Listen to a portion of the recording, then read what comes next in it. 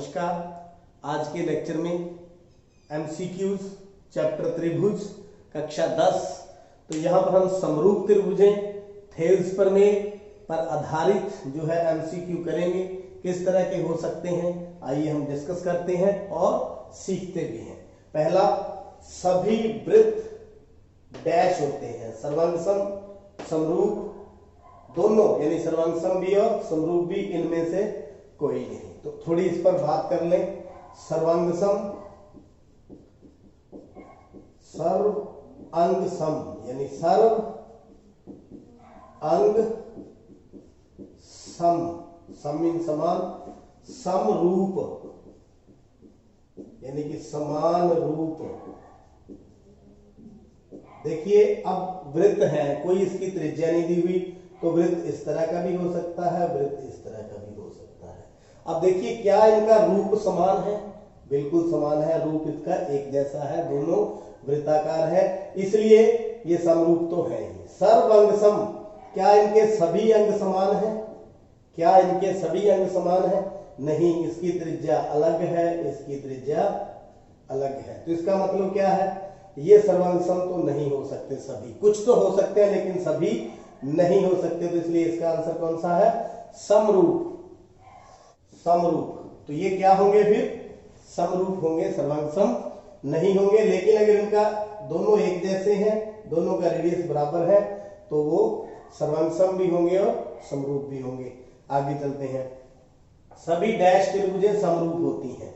विषम बाहु हमें पता ही नहीं है कौन कौन सी भुजाएं हैं, किसी भी तरह की हो सकती हैं, ये भी हो सकता है, ये भी हो सकता है, तो विषम बाहु तो समरूप हो नहीं सकती।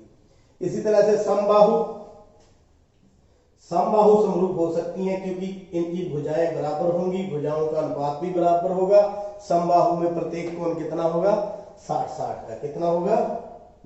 ये भी 60-60, 60 और 60, तो सारे कोण क्या होंगे? 60-60। तो इसका आंसर फिर कौन सा रहेगा? समबाहु। क्या रहेगा? समबाहु। आगे बात करते हैं। दो त्रिभुज समरूप होते हैं। दो त्रिभुज कब समरूप होते हैं इस पर भी बात कर लें।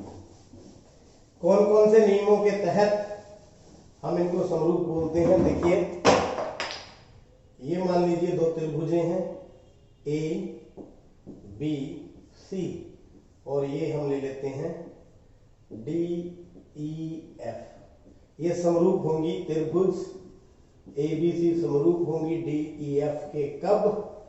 या तो इनके सभी कोण संगत कोण बराबर हो, यानी कि जो कोण ए है वो डी के बराबर होना चाहिए, कोण बी है वो ई के बराबर होना चाहिए, कोण सी है किसके बराबर होना चाहिए?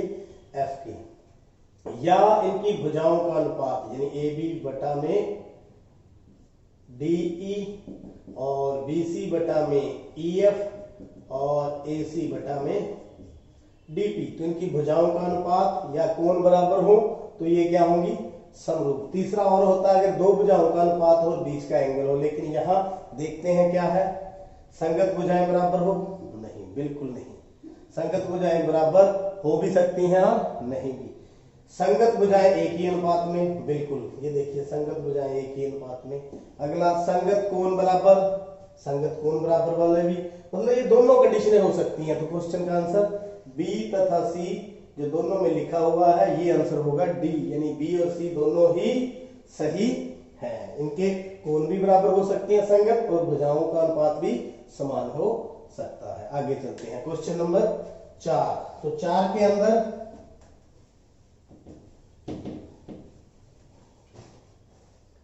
आकृति है हमारे पास, थेल्स प्रमेय यहां पर लगेगी। आप देख सकते हैं ये त्रिभुज है ए बी सी और ये डी ई। तो डी जो है समानांतर किसके हैं? बी सी के। तो थेल्स प्रमेय क्या बोलती है? थेल्स थ्योरम, थेल्स प्रमेय बोलती है अगर ये दोनों समानांतर हैं, ये दे रखा है ना, बीई समानांतर डीई समानांतर बीसी, तो एडी बटा डीबी एई बटा ईसी, सब कुछ दिया हुआ है। ईसी का मान हमें ज्ञात करना, तो भर दीजिए इसमें। एडी कितना? 1.5, ये 3 बराबर में ए ई की जगह कितना आ जाएगा 1 और ई सी हमें निकालना है, तो ई सी बराबर 3 ऊपर चला जाएगा और 1.5 नीचे पॉइंट हटा देंगे, ऊपर 0, 15 दूना 30, तो ई सी बराबर में 2 सेंटीमीटर आंसर। तो कौन सा आंसर है सी। थेल्स थ्योरम के द्वारा इसको हम सॉल्व करेंगे। अगला नेक्स्ट क्वेश्चन के अंदर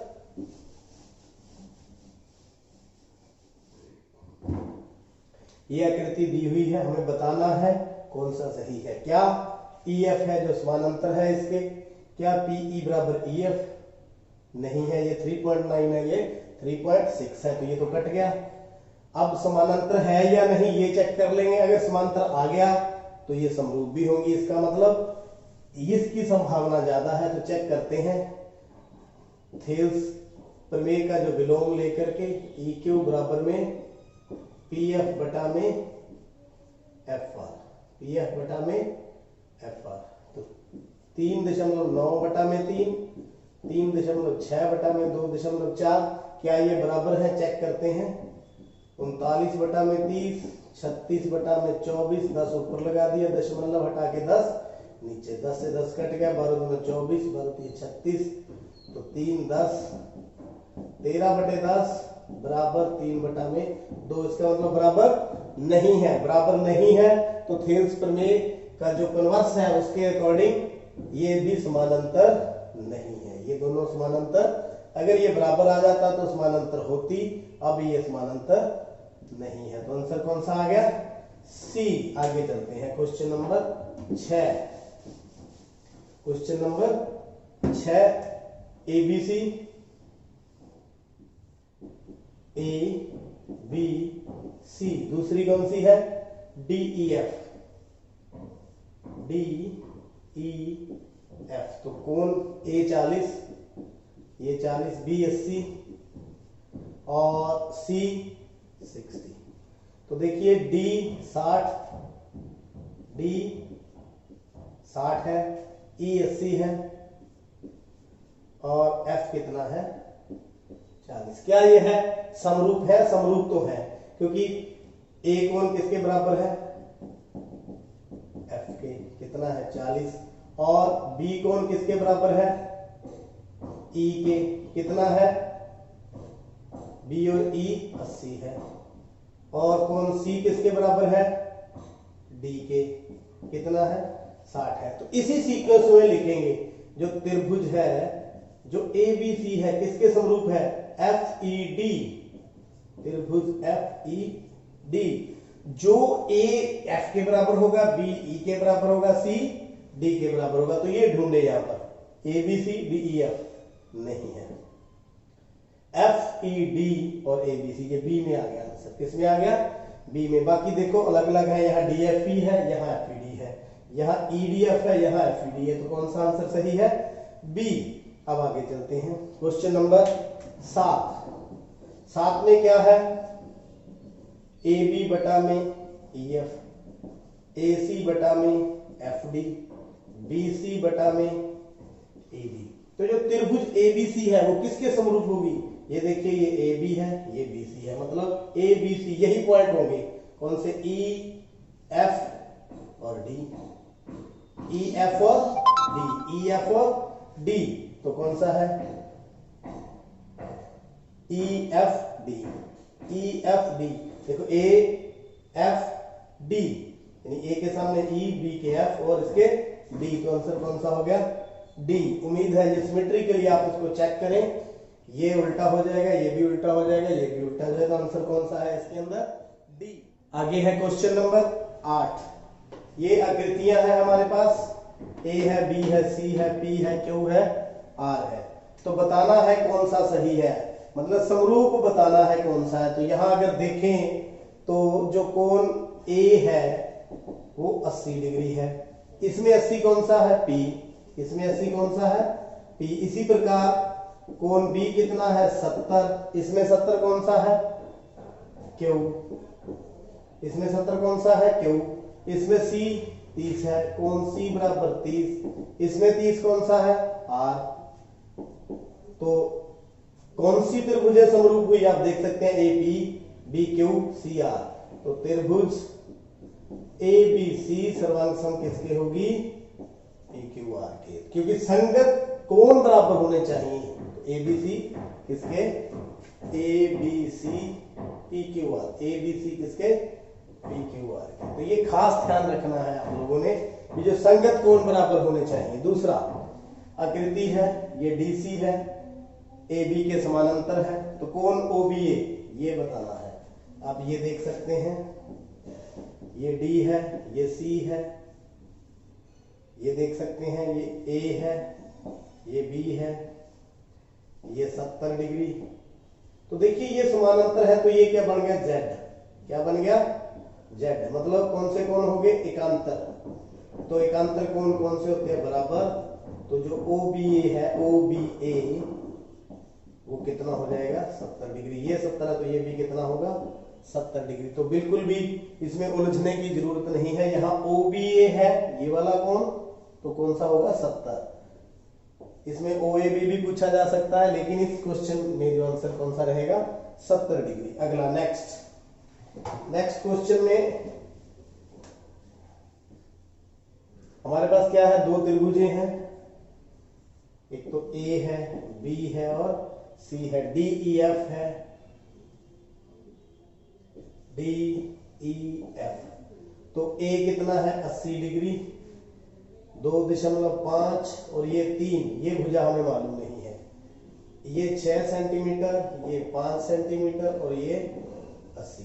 तो जो समरूपता कसौटी को अपन जाने, दो भुजाएं अगर दी है तो बीच का कोण समान होना चाहिए, दो भुजाओं के बीच का। तो यहां पर देखिए ये भुजा हमें मालूम ही नहीं है, तो हम नहीं कह सकते ये समरूप है या नहीं। तो ये समरूप नहीं है, दोनों समरूप नहीं है। तो क्वेश्चन का आंसर पहले में समरूप है, दूसरे में भी है, तो ए बी सी और डी ई एफ समरूप नहीं है।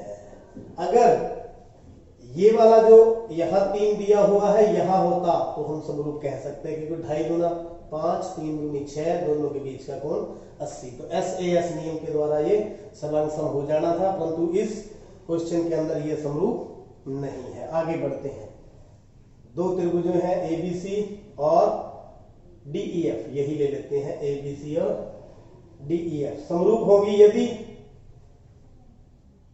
यदि B बराबर में F, B बराबर में F। कितना दिया ही नहीं है, तो हमें अनुपात दिया है AB over DE, AB over DE, AB over DE, BC over EF। तो कोण कौन सा मैंने अभी आपको बताया था, इंक्लूडेड कोण, यानी ये B कोण किसके बराबर होना चाहिए, फिर E के। किसके बराबर होना चाहिए, B और E, ये दोनों बराबर होना चाहिए, B और E। तो आंसर कौन सा है, ये BF के नहीं, क्योंकि इन भुजाओं का अनुपात हमें मालूम है, तो बीच वाला कोण इसके बराबर होना चाहिए समरूपता कसौटी के अनुसार। इसी प्रकार ABC PQR, ABC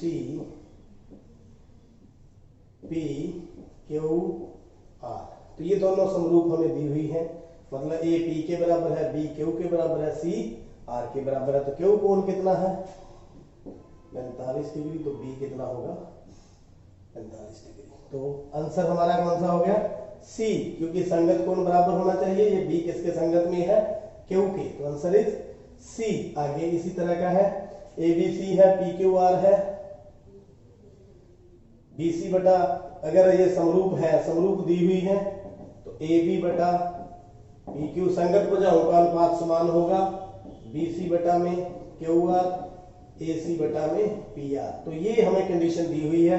तो BC बटा QR ये हमें दिया हुआ है कितना, 2:3। तो निकालना क्या है, AB बटा PQ, तो ये भी कितना होगा, 2:3। तो आंसर इसका डी।